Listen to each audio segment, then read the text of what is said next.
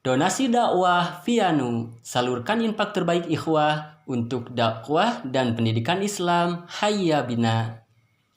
نحن نقص عليك نبأهم بالحق إنهم فتية آمنوا بربهم وزدناهم هدى. Rolling action. Assalamualaikum warahmatullahi wabarakatuh. Alhamdulillahilladzi arsala rasulahu bil huda wa dinil haq liyuzhirahu 'alad dini kullihi wa kafa billahi syahida. Asyhadu an la ilaha illallah wa asyhadu anna Muhammadar Rasulullah.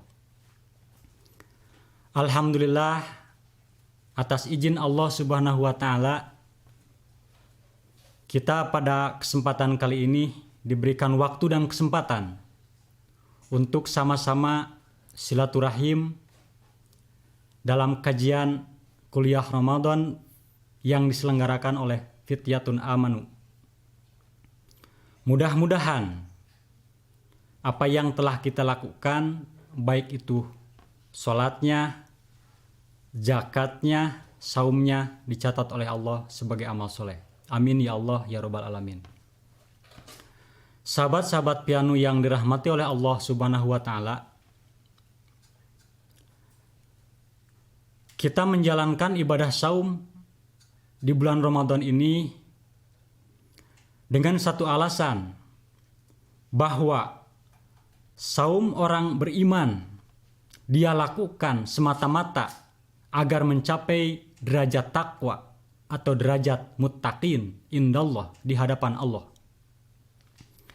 Tetapi jika dimaknai dengan makna harapan, litaroji, bahwa takwa dengan perantaraan saum dia lakukan selama 1 bulan penuh, ini semata-mata agar dapat menjadi orang yang bertakwa. Ketakwaan yang kita harapkan dengan pelaksanaan syariat saum ini serta syariat-syariat yang lainnya, itu mesti kita fahami agar takwa yang kita lakukan bukan hanya sebatas pengertian saja, tetapi takwa yang terrealisasi dalam amal, yang nyata, terrealisasi dalam cita-cita yang kuat. Oleh karena itu, takwa yang kita pahami ini berdasarkan Al-Quran, bahwa takwa ini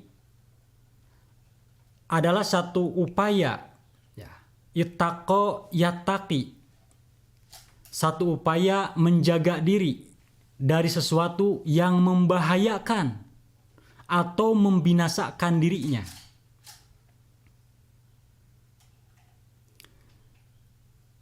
Dengan pengertian ini, maka kata takwa ini diartikan sebagai al-khauf wal wiqayah, satu ketakutan dan waspada.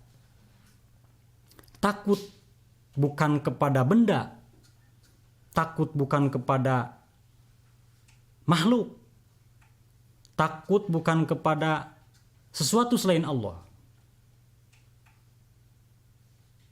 Ketakutan yang dirasakan oleh seseorang itu muncul, yang pertama, hal yang belum dia alami, tetapi hal tersebut berdampak membahayakan bagi dirinya atau membuat dirinya celaka. Itu perasaan takut. Tetapi takut yang kedua, sesuatu yang dia miliki, sesuatu yang dia rasakan, takut hilang dari dirinya. Kita ambil contoh. Misalkan seseorang di zaman sekarang atau di musim ini takut kena virus corona terhadap dirinya. padahal itu belum tiba. Nah, sesuatu itu ditakutkan oleh dirinya karena sesuatu itu membahayakan bagi dirinya. Atau yang dia takutkan itu sesuatu yang dia miliki, sesuatu yang dia rasakan, entah itu berbentuk materi atau non-materi. Contoh misalkan berbentuk harta, atau anak, istri, jabatan, kedudukan, takut hilang dari dirinya. Nah, al-khauf wal wiqayah yang dimaksud bukan takut yang demikian, tetapi takut azab Allah, murka Allah menimpa atas dirinya. Takut nikmat keimanan yang dia rasakan, nikmat beramal soleh, nikmat dia bisa menjalankan ibadah sholat, baik itu sholat wajib ataupun sholat sunnahnya, nikmat menjalankan saum Ramadan, nikmat bisa mengeluarkan zakat, infak dan sedekah. Takut itu hilang dari dirinya. Nah, oleh karena itu, sahabat pianu yang dirahmati oleh Allah Subhanahu wa taala, suatu ketika Abu Hurairah ditanya oleh seseorang, "Wahai Abu Hurairah, apa yang dimaksud dengan takwa?" Abu Hurairah tidak menjawab pertanyaan seseorang itu, tetapi memberikan satu ilustrasi, satu tamsil kepada orang yang bertanya, balik bertanya, "Pernahkah engkau melewati suatu jalan dan engkau melihat di jalan itu penuh dengan duri? Bagaimana tindakanmu untuk melewatinya?" Nah, orang itu menjawab, "Apabila aku melihat duri, maka aku menghindarinya dan berjalan di tempat yang tidak ada durinya. Dan aku melangkahi duri-duri itu, atau aku mundur bahkan." Jadi, dalam pelaksanaannya orang tersebut penuh dengan kehati-hatian, kewaspadaan. Kata Abu Hurairah, dia berkata, itulah dia takwa. Nah, adapun secara istilah syara, bahwa takwa itu adalah khasyatullah biimtisali awamirillah wajtinabun nawahi. Takut kepada Allah. Karena dia takut kepada Allah, takut Allah murka, takut Allah membencinya, maka dia cari hal-hal apa sajakah yang menyebabkan Allah ridho. Hal apa saja yang menyebabkan Allah cinta terhadap dirinya. Maka dia cari dengan rasa dasar takut tadi, imtisalu awamirillah wajtinabun nawahi. Dia cari apa saja perintah-perintah Allah yang menyebabkan Allah ridho. Dia cari apa saja hal-hal yang menyebabkan Allah ridho jika hal itu ditinggalkan. Itulah takwa yang didefinisikan kesimpulan oleh para ulama. Artinya begini, tidaklah mungkin orang bisa menjalankan perintah Allah, menjauhi larangan Allah, jika tidak didasari oleh rasa takut kepada Allah. Kalaupun dia menjalankan perintah Allah, menjauhi larangan Allah, tanpa didasari dengan rasa khasyah, rasa takut kepada Allah, yang terjadi adalah akan mencari keuntungan yang bersifat materi dari hal yang dia jalankan dari kewajiban tersebut. Sehingga Sayyidina Ali karamallahu wajhah dengan rasa takut dia ungkapkan, karena ada rasa takut dalam dirinya, maka aridho bil qalil, dia ridho dengan yang sedikit atas pemberian Allah jika sedikit dipandang oleh manusia. Sedikit Allah memberikan harta, jika dirinya memandang sedikit, dia ridho karena takut jika Allah memberi banyak kepada dirinya, bahkan itu berbentuk sungkunan dari Allah. Bahkan dengan rasa takut, wal amalu bitanjil, dia akan beramal melaksanakan titah perintah Allah sesuai dengan Al-Quran dan As-Sunnah, karena takut jika amal yang dia lakukan tertolak oleh Allah. Dengan rasa takut, wal itikalu alal jalil, dan bertawakal kepada Allah Al-Jalil, menyerahkan segenapnya kepada Allah. Menyerahkan segala urusan kepada Allah. Tidak ada sedikit pun urusan dalam dirinya diserahkan kepada dirinya. Apalagi kepada orang lain. Karena kalau diserahkan kepada dirinya atau kepada orang lain, nanti akan muncul kekecewaan.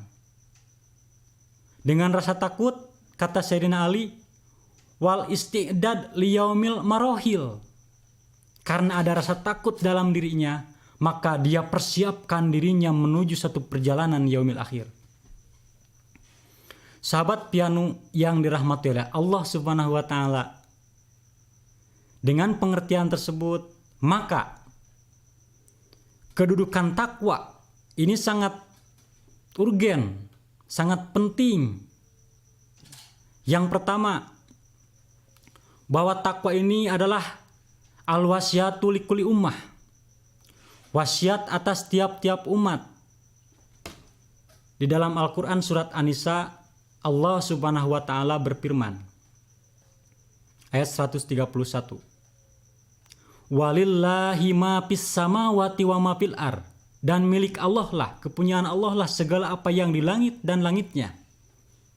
Dan segala apa yang di bumi dan buminya. Walaqad wasainal lazina utul kitab. Dan sungguh telah kami wasiatkan kepada orang-orang yang diberikan kitab. Min qablikum. Dari orang-orang sebelum kalian, wa iyyakum, dan kepada kalian juga, anittaqullah, bertakwalah kepada Allah. Jadi takwa ini wasiat atas tiap-tiap umat, baik umat sebelum kita atau umat yang sekarang. Maka dalam setiap Jumat biasa khotib berwasiat. Bahkan di situ masuk kepada rukun dalam pelaksanaan khutbah Jumat. Kemudian kedudukan takwa itu al-haddu al-mustarok. Takwa ini menjadi satu tujuan bersama. Dalam Quran surat Al-Baqarah ayat 21 Allah berfirman, A'udzubillahi minasyaitonirrajim. Ya ayuhan nas, u'budu rabbakum, wahai seluruh manusia. Beribadahlah kalian kepada Rabb kalian yang menciptakan kalian, allazi khalaqakum, yang menciptakan kalian, wallazina min qablikum, dan orang-orang sebelum kalian, la'allakum tattaqun, mudah-mudahan kalian menjadi orang yang bertakwa. Jadi takwa ini menjadi tujuan bersama, bukan hanya tujuan orang mukmin, bukan hanya tujuan orang Islam, bahkan manusia secara umum pun harus punya tujuan sampai kepada takwa.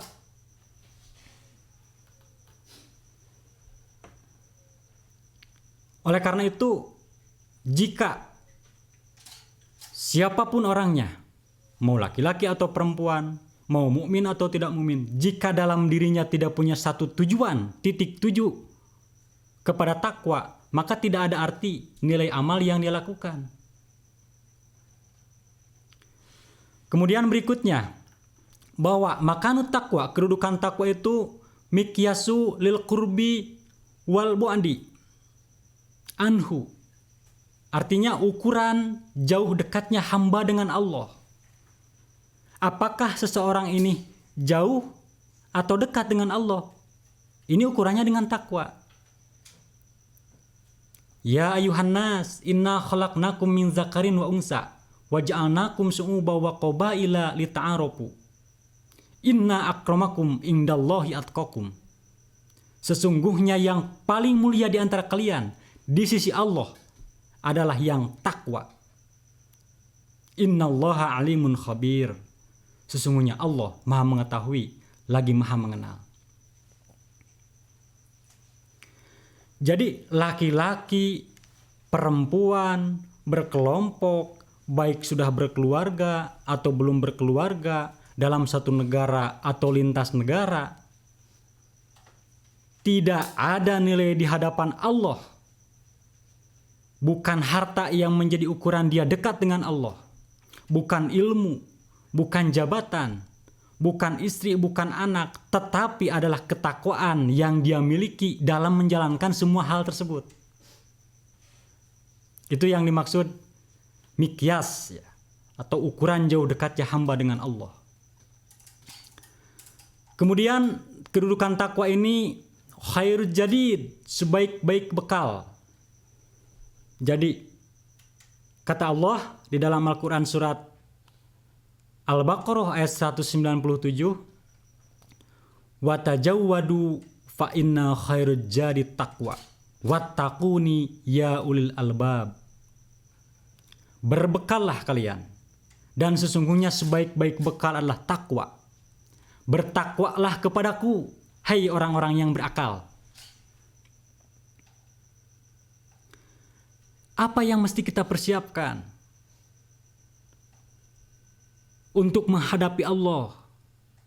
Tidak ada bekal yang mesti kita persiapkan. Bukan harta, bukan ilmu, tetapi harta dan ilmu yang didasari dengan ketakwaan. Kedudukan takwa juga khairul libas, atau sebaik-baik pakaian. Mungkin dari sini orang menyebutkan ada istilah pakaian takwa atau baju koko. Mungkin dari sini mungkin. Tetapi yang dimaksud sebaik-baik pakaian, kata Allah dalam Quran surat Al-A'raf ayat 26. Ya bani Adam, qad anjalna alaikum libasa yuri sauatikum warisa walibasu taqwa zalika khair zalika min ayatillah la'allahum yazakkarun. Hai anak Adam, sesungguhnya kami telah menurunkan kepadamu pakaian untuk menutup auratmu dan pakaian indah untuk perhiasan, dan pakaian takwa itulah yang paling baik. Yang demikian itu adalah sebahagian dari tanda-tanda kekuasaan Allah. Mudah-mudahan mereka selalu ingat kepada Allah. Jadi dengan memahami bahwa fungsi pakaian itu adalah menutup aurat, menutup kekurangan, menutup aib di hadapan Allah. Mau dengan apa kita tutup? Kata Allah, tutupilah dengan pakaian takwa. Karena ketakwaan adalah sebagai suatu bentuk keindahan bagi pemiliknya. Dengan memahami ketakwaan sebagai pakaian, dia akan terhantarkan, terpahaminya ayatullah, terpahaminya kekuasaan Allah. Jika dia zikir kepada Allah. Subhanallah. Kemudian kita pahami bahwa kedudukan takwa itu pun asasul bina, dasar, pondasi daripada sebuah bangunan.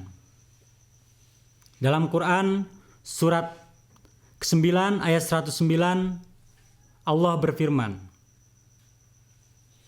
A'udzubillahi minasyaitonirrajim. Apaman assasa bunyanahu ala taqwa minallah waridwanin khairu amman assasa bunyanahu ala syafa zurupin hari fa'anharobi fi nari jahannam wallahu la yahdil qaumaz zalimin.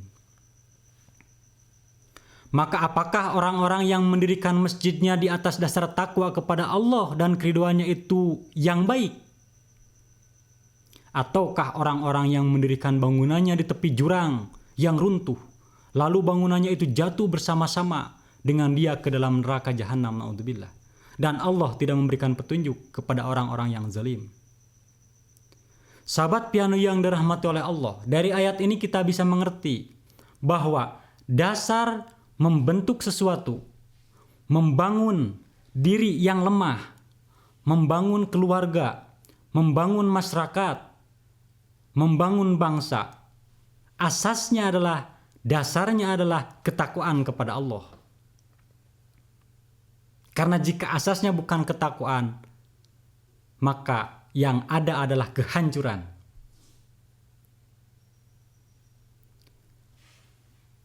Sahabat piano yang dirahmati oleh Allah Subhanahu wa taala.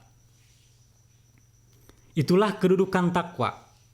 Sehingga takwa ini dalam kenyataan hidup, baik hidup secara pribadi atau hidup secara kelompok, secara masyarakat atau berjamaah mesti didasari ya, dengan ketakwaan kepada Allah jika mau beruntung di hadapan Allah.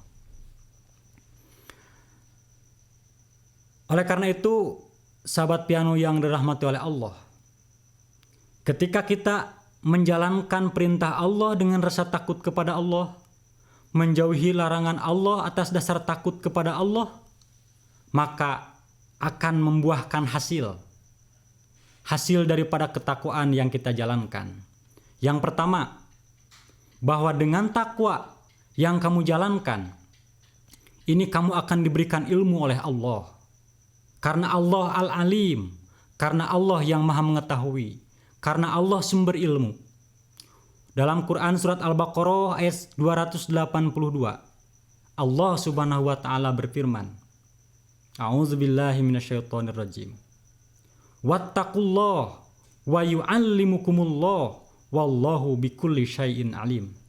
Dan bertakwalah kepada Allah, Allah yang mengajarimu, dan Allah Maha Mengetahui segala sesuatu. Ini potongan ayat. Ayat sebelumnya ini Allah menginformasikan dengan wahyunya tentang penjelasan hubungan bermuamalah, hubungan pinjam-meminjam. Di situ dijelaskan, jika orang meminjam, kemudian dia mau membayar di kemudian hari, maka catatlah, ikatlah dengan catatan, adakan saksi. Walaupun berat menjalankannya, bahkan bukan hanya jumlah yang banyak, jumlah sedikit pun dicatat. Kata Allah, wattaqullah, bertakwa kepada Allah dalam pelaksanaan itu. Wa yu'allimukumullah, Allah mengajarimu. Jadi dalam ayat ini jelaskan, Allah sangat jelas memberikan panduan kepada kita bagaimana pinjam meminjam, siapa yang harus menjadi saksi, bagaimana saksi ini jika saksinya perempuan maka 2 saksinya. Ini informasi dari Allah dengan ilmunya.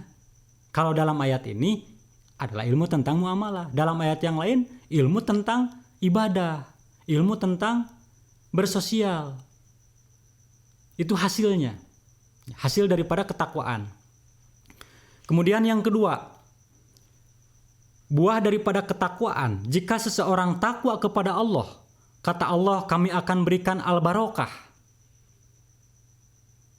Dalam Quran surat Al-A'raf Allah jelaskan, walau anna ahlal qura, jikalau sekiranya penduduk negeri amanu, mereka beriman, wattaqau, dan mereka bertakwa, lapatahna alaihim barokatim minas samai, sungguh pastilah kami akan melimpahkan kepada mereka berkah dari langit, wal ardi, dan dari bumi, walakin akan tetapi kazzabu, mereka mendustakan,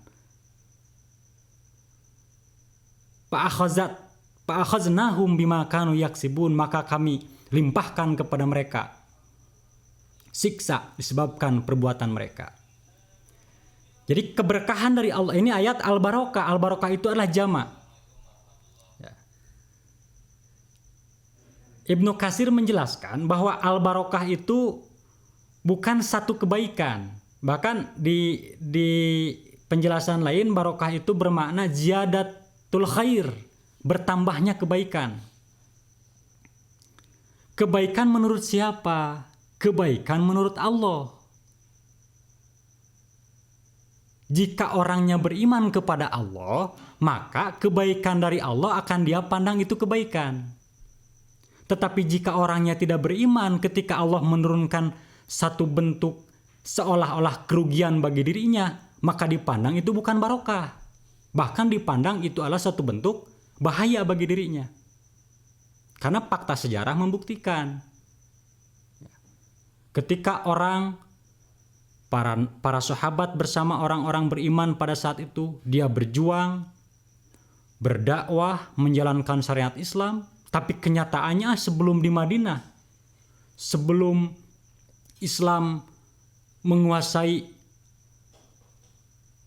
sosial, politik, ekonomi, kenyataan orang beriman malah ujian, cobaan yang ada, malah kerugian, malah kesulitan yang dihadapi. Atau dalam istilah sejarah ada istilah boykot. Apakah ini bukan suatu bentuk kebaikan? Jika orangnya beriman kepada Allah, itu akan dipandang baik. Maka standar memandang baik dan buruk itu, jika standarnya bukan keimanan, ya bakal dipandang bukan suatu kebaikan. Ketika seseorang diberikan oleh Allah penyakit, diberikan oleh Allah cobaan, haza min indillah, ini dari Allah. Orang mukmin akan mengatakan innalillah, ini dari Allah. Tidak ada yang jelek di pandangan Allah. Hanya orang memandang itu jelek, maka muncullah cara pandang manusia, ada takdir yang jelek, ada takdir yang baik. Sahabat piano yang dirahmati oleh Allah, nah mudah-mudahan jika kita berupaya berikhtiar beriman kepada Allah, menjadi orang muslim yang baik dan bertakwa kepada Allah, Allah akan bukakan kepada orang-orang tersebut keberkahan, kebaikan satu bertambah kebaikan. Ketika oleh Allah diberikan rezeki, Allah tambah rezeki. Ketika oleh Allah dikurangi rezekinya, bukan tidak bertambah kebaikan. Maka orang beriman akan memandang, karena rezeki, kalau dipandangnya rezeki dalam bentuk harta misalkan, saya kurang harta tetapi saya diberikan kesehatan, itu barokah. Orang banyak hartanya tetapi sakit menimpa, hartanya hilang karena dipakai untuk mengobati sakitnya. Kurang lebih seperti itu.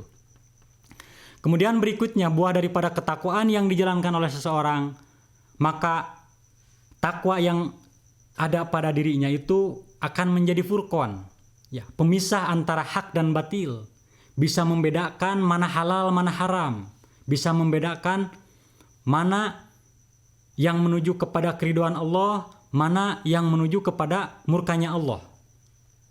Kata Allah dalam Quran surat Al-Anfal, ya ayyuhallazina amanu, wahai orang-orang yang beriman, in tattaqullaha, jika kalian bertakwa kepada Allah, yaj'al lakum furqana, yaj'al lakum furqana, maka kami akan jauhkan kalian, kami akan memberikan kepada kalian furqan. Wa yukaffir ankum sayiatikum, dan kami akan jauhkan dirimu dari kesalahan-kesalahanmu. Wa yaghfir lakum, dan Allah akan memberikan ampunan kepadamu. Wallahu dzul fadlil azim, dan Allah mempunyai karunia yang besar. Jadi orang bertakwa ini akan bisa membedakan, punya pegangan, tidak bingung menghadapi persoalan. Kenapa? Karena dengan ketakwaannya bisa membedakan mana yang bisa menyelamatkan bagi saya, keluarga saya, masyarakat, bangsa, bahkan negara. Ada garis pemisah. Ini halal, ini halal, ini haram. Itu furqan. Nah, Al-Furqan ini makanya di penjelasan lain Al-Furqan itu nama lain daripada Al-Quran. Ya. Jadi dengan Al-Quran sebagai sumber daripada ketakwaan, ya, atas perintah Allah yang ada dalam Al-Quran, dia bisa memisahkan. Ya. Kalau secara pribadi yang furqan, kalau secara keluarga yang furqan, kalau secara masyarakat yang furqan. Tidak terombang-ambing pada arus yang membawa dirinya. Artinya punya filter, punya saringan. Ya. Tidak bingung dengan informasi. Dan tidak menginformasikan yang bingung. Kenapa? Karena takwa. Tahu mana aturan Allah, mana perintah Allah. Kemudian yang takwa ini pun akan mendapatkan ampunan dari Allah. Jika mau diampuni oleh Allah, ya, fattaqullah, bertakwalah kepada Allah, wa yaghfir lakum, dan kami akan ampuni dosa-dosa kalian. Itu buah daripada takwa. Sahabat piano yang dirahmati oleh Allah Subhanahu wa taala, selanjutnya buah daripada ketakwaan, jika seseorang bertakwa kepada Allah, jika satu kelompok bertakwa kepada Allah, jika suatu negara ini negara yang takwa kepada Allah, maka Allah akan berikan makhraja, jalan keluar dari setiap persoalan, dari setiap kesulitan yang sedang dihadapi, dari permasalahan yang sedang menimpa. Wa may yattaqillah yaj'al lahu makhraja. Barang siapa yang bertakwa kepada Allah, niscaya dia akan mengadakan bagiannya jalan keluar. Makhraja, jalan keluar. Sebagian ulama menjelaskan bahwa makhraja ini di saat orang sudah bingung harus bagaimana ini menghadapi persoalan. Ya. Nah, karena dia takwa, maka Allah berikan jalan keluar dari hal yang tidak diduga. Jalan keluarnya. Mungkin dia mengikhtiar, upaya ikhtiar dengan jalan A. Ternyata Allah berikan solusi dengan jalan B. Itu jalan keluar. Ada contoh yang menggambarkan begini makhraja itu.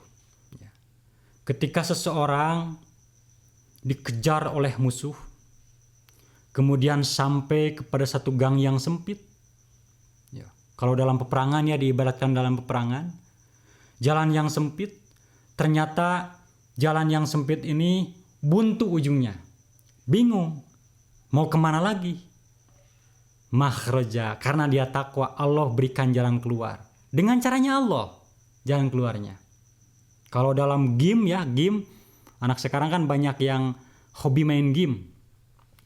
Karena power dirinya kuat, punya poin banyak dalam diri seseorang tersebut dalam game ya. Akhirnya dia mampu mendobrak benteng pertahanan yang sangat berat. Tetapi tidak bisa didobrak. Ternyata ada lubang kecil. Nah, lubang itu dia bisa tempuh sedikit-sedikit, akhirnya lubang itu menjadi besar. Kenapa? Karena ada kekuatan dalam diri seseorang tersebut, itu kalau dalam permainan game. Nah, ini bukan game.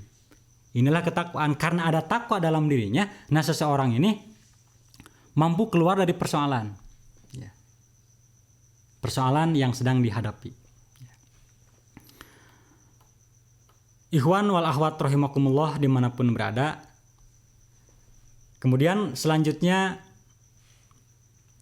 buah daripada ketakwaan ini Allah akan memberikan ar-rizqu min haitsu la yahtasib.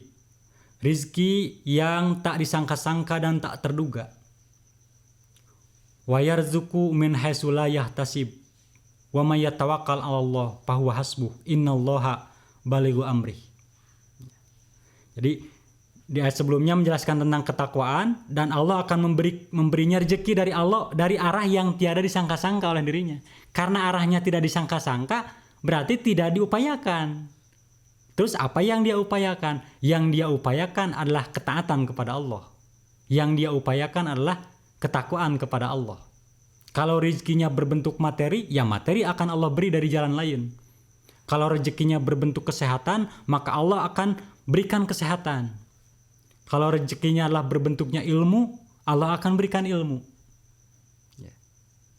Itulah rezeki, rizki yang kita pahami sangat luas. Tentunya karena manusia diperintah oleh Allah berikhtiar, berupaya, tetap upaya ikhtiar itu adalah satu bentuk perintah dari Allah. Nah, upaya ikhtiar ini Allah akan berikan jalan keluar dari jalan lain. Jadi upayanya melaksanakan A, maka Allah beri B. Nah, gitulah contohnya. Kemudian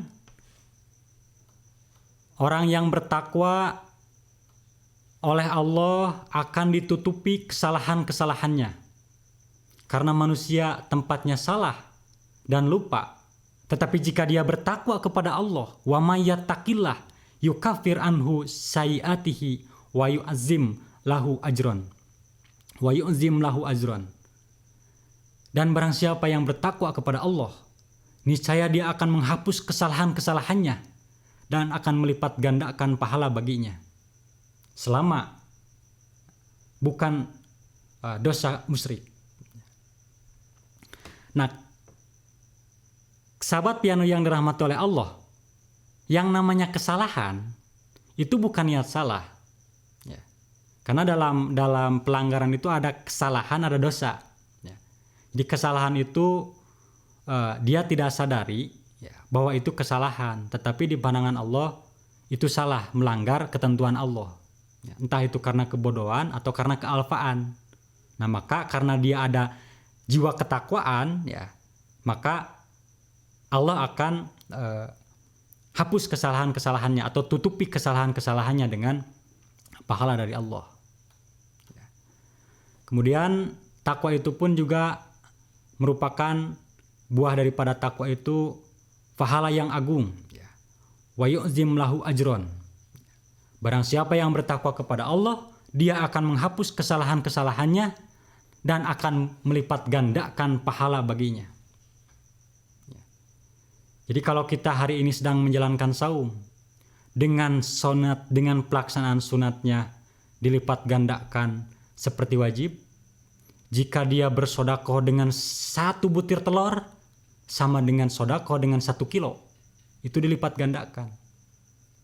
Tetapi yang dimaksud dilipat gandakan jika dalam pelaksanaannya itu ada takwa.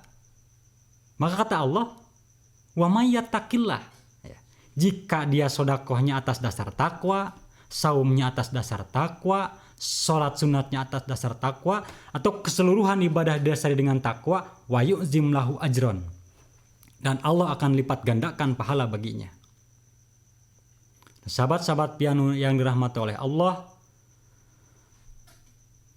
mudah-mudahan yang telah kita lakukan didasari dengan takwa. Jika ketakwaan belum menjadi dasar dalam pelaksanaannya, sejak saat ini kita dasari dengan ketakwaan. Karena takwa akan menghasilkan, akan membuahkan hasil pahala dari Allah yang berlipat ganda serta menutupi kesalahan-kesalahan yang selama ini kita lakukan. Setelah kita pahami buah daripada ketakwaan, maka orang mukmin, orang muttaqin akan terlihat sifat-sifatnya. Jadi sifat orang takwa itu seperti apa? Ya. Dalam Al-Quran Allah jelaskan bahwa orang bertakwa kepada Allah di Quran surat Al-Baqarah Allah jelaskan, A'udzubillahi minasyaitonirrajim, Bismillahirrahmanirrahim. Dzalikal kitabu la raiba fih hudal lil muttaqin. Itulah kitab Al-Quran. La raiba fih, tidak ada keraguan di dalamnya. Ay la syak, tidak ada keraguan, artinya kebenaran mutlak di dalam Al-Quran tersebut.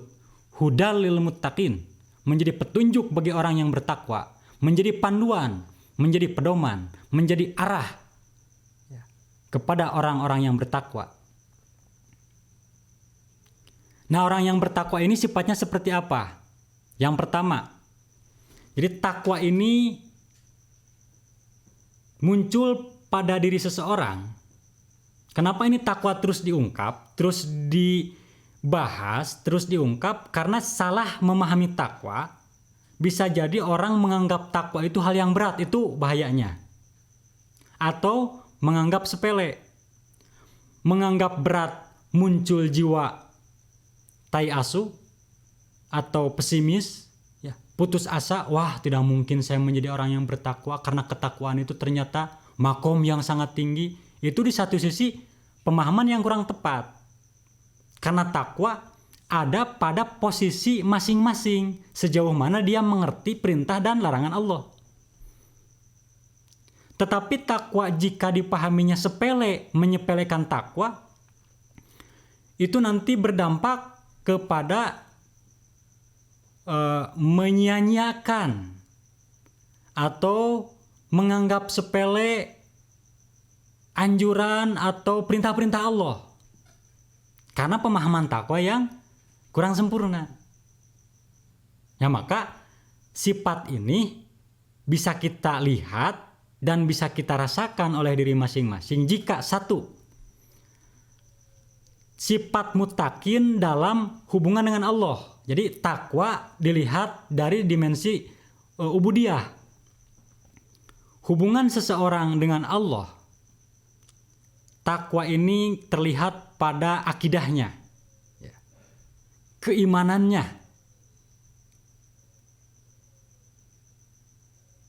Kalau tadi dijelaskan hudalil muttaqin, yaitu alladzina yu'minuna bil ghaib. Orang bertakwa itu sifatnya adalah dia orang yang beriman kepada yang gaib. Siapa yang gaib? Allah Subhanahu wa ta'ala. Dia mengimani Allah. Jangankan yang terlihat, terdefinisikan dengan ilmu, terasakan, yang tidak terlihat, tidak terpegang, tetapi bisa dimengerti dengan ilmu, dia akan imani, dia akan ikuti, yaitu Allah. Ya. Jadi akidah ini adalah satu ikatan dirinya dengan Allah. Ya, itu sifat orang bertakwa ini akan terikat oleh Allah dengan ikatan Allah. Kata Allah, imani kitab, imani karena kitabnya kitab Allah. Dia akan terikat dengan semua ketentuan yang ada dalam kitab Allah. Kata Allah, beriman kepada Rasulullah. Dia akan terikat atas contoh-contoh dan penjelasan-penjelasan dari Rasul Allah yang bisa kita lihat dalam perjalanan sejarahnya atau dalam sunnah-sunnahnya. Kata Allah, beriman kepada takdir Allah. Dia akan menerima ketetapan Allah. Dia akan sabar jika yang menimpa atas dirinya adalah hal yang tidak dia sukai. Tetapi jika yang menimpa atas dirinya adalah hal yang dia sukai, maka dia akan bersyukur kepada Allah. Kata Allah, beriman kepada hari akhir, maka dia akan sekuat tenaga beriman kepada Allah, antu'minu billah, atau anta'budallah ka'annaka tarahu fa illam takun tarahu fa innahu yaraka. Dia akan beribadah taat kepada Allah seolah-olah dirinya melihat Allah. Kalaupun dirinya tidak melihat Allah, maka Allah pasti melihat dirinya. Dia beriman kepada hari akhir, sehingga dalam pelaksanaannya ini atas dasar keimanan dia menjalankan aturan Allah, karena Allah yang akan memberikan balasan nanti di yaumil akhir. Itulah yang membedakan dulu dalam sejarah kenapa para sahabat Rasul, para mujahid dalam perang Badar, dalam perang Uhud, dalam dakwah, dia berani berkorban harta, tenaga, bahkan nyawa. Sementara musyrikin Quraisy, musyrikin Mekah, dia tidak berani karena dia takut mati. Sementara para sahabat dan orang mukmin, para mujahid, dia hadapi karena akan ada amal soleh yang nanti akan dipertanggungjawabkan, akan dibalas oleh Allah di yaumil akhir. Itulah sahabat Vianu yang dirahmati oleh Allah terkait akidah. Jadi kesimpulannya bahwa sifat orang yang muttaqin ini, dia tidak akan pernah terikat oleh sesuatu selain Allah. Kalaupun dia terikat oleh sesuatu selain Allah karena itu diperintah oleh Allah. Dia terikat oleh Rasulullah karena diperintah oleh Allah. Dia terikat dengan ketentuan Allah yang berbentuk Al-Quran karena perintah dari Allah. Kemudian yang kedua, dalam syariat. Jadi hablum minallah dari sisi akidah, keyakinan, kemudian dari sisi syariat, jalan pelaksanaan ibadah. Karena iman kepada Allah harus bagaimana saya melaksanakannya, maka ada panduan syara, ada panduan syariat.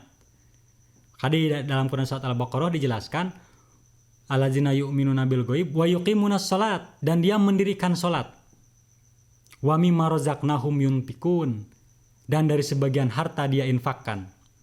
Jadi secara syariat, dia akan lakukan jalan-jalan untuk mencapai kepada Allah. Karena kata Allah, sholat adalah sebagai bentuk kewajiban, maka dia lakukan syariat sholat. Karena atas keyakinan kepada Allah. Nah, sholat dalam Al-Quran, ini bermakna mufrad dan jama'. Kalau mufrad sholat yang dimaksud wa yuqimuna sholat, mendirikan sholat satu sewaktu sholat, ya, berarti ketika ada panggilan sholat duhur dia lakukan sholat duhur, atau sholawat, sholat jama', sholat yang 5 waktu, ya. Dan sholat sunnah.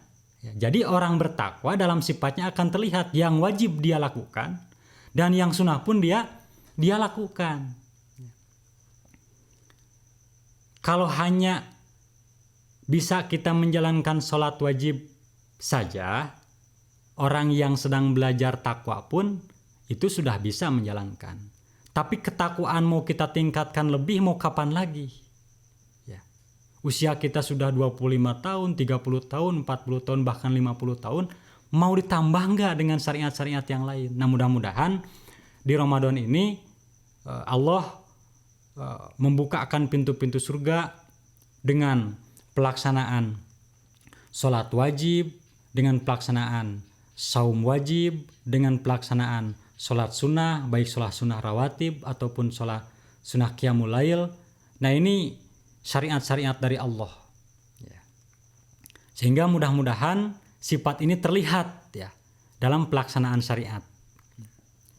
Dan juga hablum minallah ini dalam akhlak. Ya. Dalam akhlak. Akhlak ini hayatu ila nafs, atau kondisi kejiwaan, rasihatun, yang permanen, yang tetap, atau keadaan batin yang menjadi sumber lahirnya suatu perbuatan, di mana perbuatan itu lahir spontan, mudah, tanpa menghitung untung atau rugi. Sehingga karena keyakinan kepada Allah atas akidah, dan dia lakukan syariat dari Allah, syariat ubudiyah, ya, sehingga dalam pelaksanaannya akan terlihat akhlak. Ya. Ketika ada panggilan sholat, dia lakukan sholat. Ya. Ketika ada kata Allah, wa mimma razaqnahum yunfikun, sebagian harta kami rizkikan, kamu infakkan, dia keluarkan. Ya.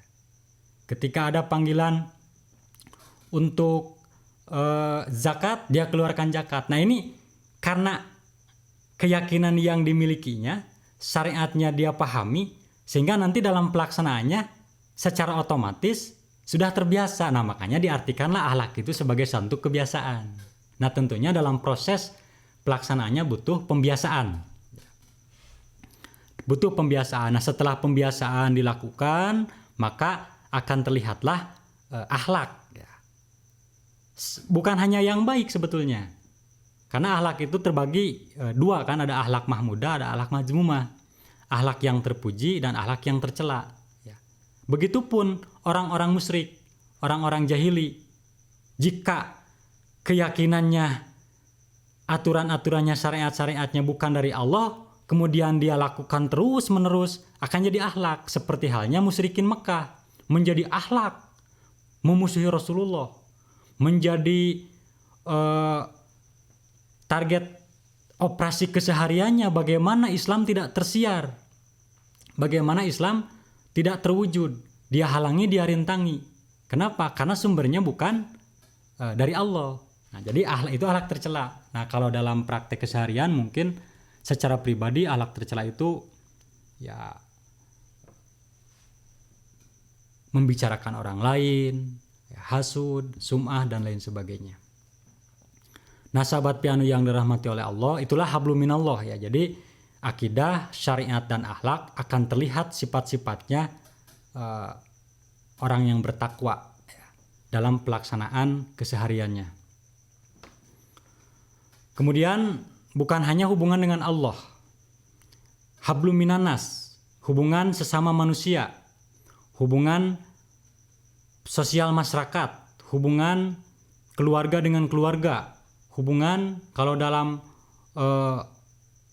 berbangsa dan bernegara, Kalau di masa Rasulullah akan terlihat ketakwaannya, sifat-sifat mutakin orang-orang yang sudah terikat oleh Allah. Dalam Quran surat Ali Imran Allah jelaskan, Ya ayyuhallazina amanu taqullaha haqqa tuqatih. Wahai orang-orang yang beriman, bertakwalah kalian kepada Allah dengan sebenar-benarnya takwa. Nah, bagaimana pelaksanaannya? Wala tamutunna illa wa antum muslimun, dan janganlah kalian mati kecuali mati dalam keadaan tunduk patuh kepada Allah, sedang menjalankan syariat Islam, sedang tunduk patuh kepada Allah, yaitu menjadi muslim. Nah, agar begitu bagaimana pelaksanaannya? Kata Allah dalam Quran surat Ali Imran ayat 103, itu dijelaskan, wa'tasimu bihablillahi jami'a wala tafarraqu. Dan i'tisam bihablillah, berpegang teguhlah kalian kepada tali Allah. Wala tafarraqu, jangan bercerai-berai. Wazkuru nikmatallahi alaikum iz kuntum a'daan, dan ingatlah atas nikmat Allah kalian dulu, keadaan kalian ini bermusuh-musuhan. Kemudian Allah lembutkan hati kalian, maka kalian menjadi bersaudara. Ingat dulu kalian ada dalam jurang api neraka. Karena ada nikmat dari Allah, oleh Allah diselamatkan. Demikianlah yubayyinullahu lakum ayatihi, dijelaskan bagi kalian oleh Allah ayat-ayatnya, kekuasaan-kekuasaannya, la'allakum tahtadun, mudah-mudahan kalian mendapatkan petunjuk. Sahabat pianu yang dirahmati oleh Allah, ayat ini turun berkenaan dengan keadaan suku Aus dan Khazraj. Ketika Rasulullah hijrah ke Yasrib, kemudian Yasrib berubah menjadi tempat berlakunya syariat Islam. Islam yang dibawa oleh Rasulullah punya wilayah yang dikuasai, teritorial yang dikuasai yaitu Yasrib, dan berubah nama menjadi Madinah, satu tempat din Allah di situ eksis. Nah, di dalamnya ada suku Aus dan Khazraj. Nah, suku Aus dan Khazraj sebelumnya bermusuh-musuhan karena persoalan ekonomi yang diprovokasi oleh orang-orang Yahudi. Nah, kata Allah, wa'tasimu bihablillah, berpegang teguhlah kepada tali Allah. Tali Allah yang mana? Tali Allah yang dimaksud adalah Al-Quran dan As-Sunnah. Al-Quran dan As-Sunnah yang sudah dipraktekkan dalam satu bentuk kelompok jamaah yang dipimpin oleh Rasulullah yang namanya Madinah. Nah, akhirnya dengan ikatan itulah terikatlah, terpandulah suku Aus dan Khazraj, Muhajir dan Ansor. Di situ bersaudara, dipersaudarakan, diikat dengan ikatan tali Allah. Nah, jadi orang yang bertakwa akan terlihat sifatnya dalam hablum minanas, dia akan mengikatkan diri kepada jamaah, kepada Al-Quran, kepada As-Sunnah, tidak tercerai-berai. Karena kata Sayyidina Umar, la Islam illa bil jamaah. Tidak bisa disebut pasrah tunduk patuh kepada Allah jika tidak berjamaah. La jama'ata illa bil imarah. Tidak bisa disebut berjamaah jika tidak ada imarah, tidak ada pembimbing, tidak ada pemandu, tidak ada pemimpin. Wala jama'ata illa bit ta'ah, dan tidak ada keberjamahan jika tidak ada ketaatan. Ketaatan ada karena ada aturan, aturan ada karena ada yang menjalankan aturan. Nah, inilah hablum minanas. Kesimpulan daripada ayat ini bahwa orang yang bertakwa dalam hubungan manusia, dia akan mengikatkan diri kepada Allah, kepada Rasulullah, kepada Al-Islam dalam praktek bersosial, berbudaya, berekonomi seperti yang dijalankan oleh Rasulullah di Mekah dan di Madinah. Sampai pada kita hari ini kita bisa menjalankan agama Islam dalam format berjamaah, tidak sendiri-sendiri. Sahabat piano yang dirahmati oleh Allah, mudah-mudahan sifat takwa bukan hanya muncul dalam kehidupan secara pribadi, tetapi bisa diwujudkan dalam kehidupan keluarga, dalam kehidupan bermasyarakat, dan dalam kehidupan berislam, beragama Islam. billahi fisabilil haq. Walhamdulillahirabbil alamin. Assalamualaikum warahmatullahi wabarakatuh. نحن نقص عليك نبأهم بالحق إنهم فتية آمنوا بربهم وزدناهم هدى. Donasi dakwah Vianu, salurkan infak terbaik ikhwah untuk dakwah dan pendidikan Islam. Hayya bina.